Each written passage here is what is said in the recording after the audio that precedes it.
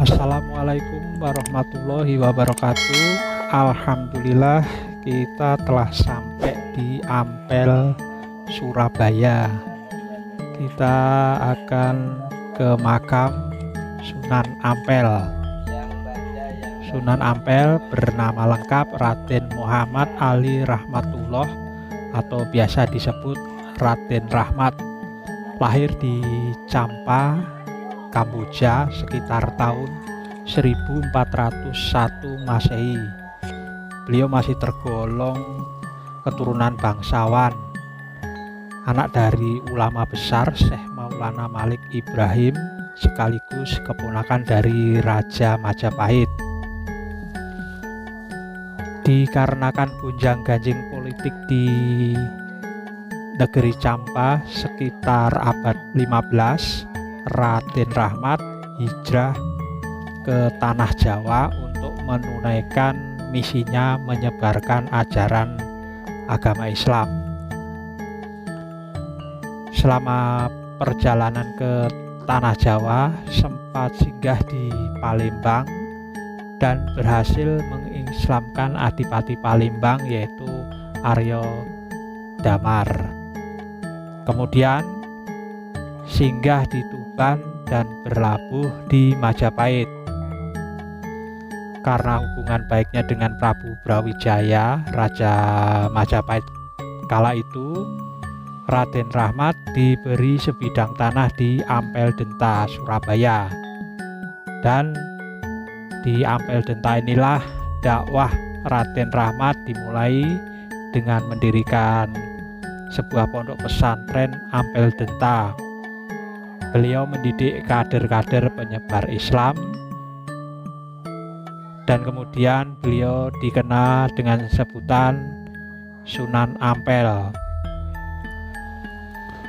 Sunan Giri, Sunan Bonang, Sunan Derajat, Raden Patah, Raden Kusen adalah salah satu murid-muridnya yang nyantri di Ampel Denta. Kondisi Majapahit atau masyarakat kala itu banyak dari mereka yang menganut ajaran animisme, bersemedi, judi, sabung ayam, minum-minuman keras, dan lain-lainnya yang bertentangan dengan ajaran agama Islam. Karena itulah Sunan Ampel menekankan prinsip Moh Limo di dalam dakwahnya. Apa sih Moh Limo itu? Moh Limo yaitu antara lain sebagai berikut. 1. Moh main, tidak berjudi. 2. Moh ngombe, tidak mabuk. 3. Moh maling, tidak mencuri. 4. Moh madat, tidak menghisap candu. Dan yang kelima, moh madon, tidak berzina. Nah, itulah salah satu metode dakwah dari Sunan Ampel yang diterapkan kepada masyarakat saat itu. Sunan Ampel juga melakukan pendekatan terhadap tokoh-tokoh masyarakat dan orang-orang yang berpengaruh di Pulau Jawa, serta membangun jaringan kekerabatan secara lebih luas, yaitu dengan cara menikahkan anak-anaknya atau murid-muridnya dengan orang-orang penting di Pulau Jawa. Sunan Ampel sendiri juga menjabat sebagai penguasa Surabaya, menggantikan Arya Lembusura yang telah meninggal. Metode dakwah yang dilakukan Sunan Ampel berikutnya yaitu mendekatkan istilah Islam dengan bahasa masyarakat setempat. Misalnya, kata sholat diganti dengan kata sembahyang. Kata sembahyang adalah kata yang sering digunakan oleh masyarakat Jawa ketika akan beribadah. Kemudian kata musola diganti dengan nama langgar yang terdengar mirip dengan kata sanggar. Sanggar adalah merupakan tempat pemujaan atau tempat menyimpan sesajen pada masyarakat Jawa. Lalu orang yang menuntut ilmu diberi nama santri, berasal dari kata sastri yang artinya orang yang tahu kitab suci Hindu. Metode dakwah unik lainnya yaitu Sunan Ampel punya cara unik dalam berdakwah, yaitu mengganti nama Sungai Brantas, yaitu sungai terbesar dan terpanjang di Jawa Timur, menjadi Kali Emas. Ya, Sungai Kali Emas. Kali sendiri udah berarti sungai, jadi Kali Emas.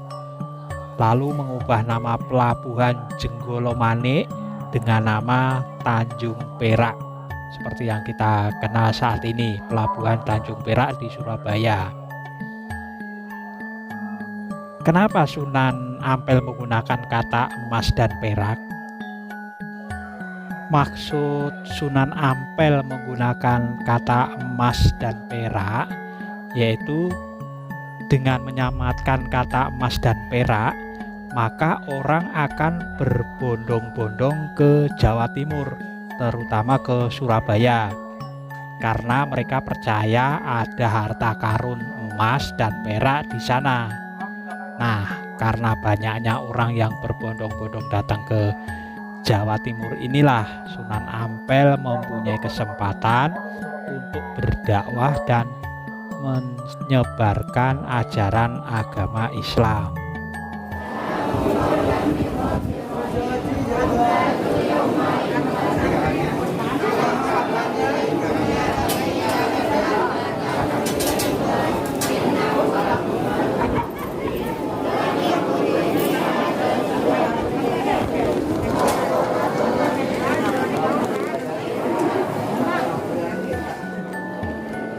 Kota Demak juga merupakan wilayah dakwah Sunan Ampel.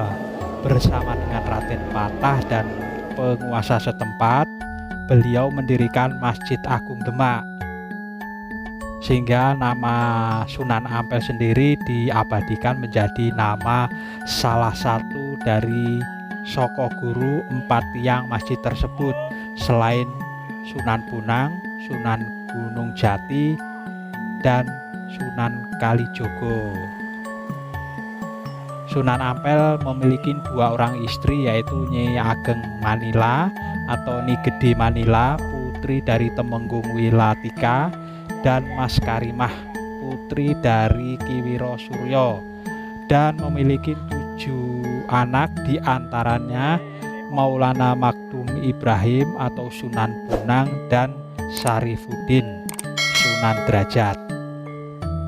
Sunan Ampel menjalani laku prihatin yang ditulis sebagai berikut: ora dahar, ora guling, anyegah ing hawa, ora sari ing wengine, ngibadah maring pangeran, fardu sunah tan ketinggalan, sarwa nyegah hatam nagrih, tawajuhe muhigi ing Allah, yang artinya tidak makan, tidak tidur, mencegah hawa nafsu, tidak tidur malam untuk beribadah kepada Tuhan, fardu dan sunnah tidak ketinggalan, serta mencegah yang haram maupun makruh, dan memuji Allah Subhanahu wa Ta'ala.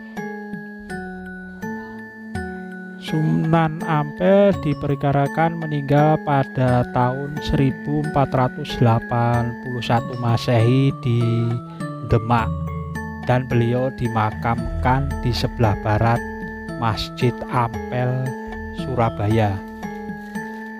Di komplek pemakaman Masjid Ampel ini terdapat juga makam Mbah Sanhoji atau Mbah Bolong dan Mbah Soleh, pembantu Sunan Ampel dalam bertugas membersihkan masjid atau bisa disebut marbot masjid. Mbah Bolong dikenal karena beliau bisa melihat Ka'bah di Mekah dari dalam Masjid Ampel. Dan Mbah Soleh konon memiliki 9 makam, yaitu meninggal 9 kali. Wallahu alam. Demikian rangkaian ziarah wisata religi Wali Songo kali ini. Semoga kita semua diberkahi. Terima kasih. Semoga bermanfaat. Wassalamualaikum warahmatullahi wabarakatuh.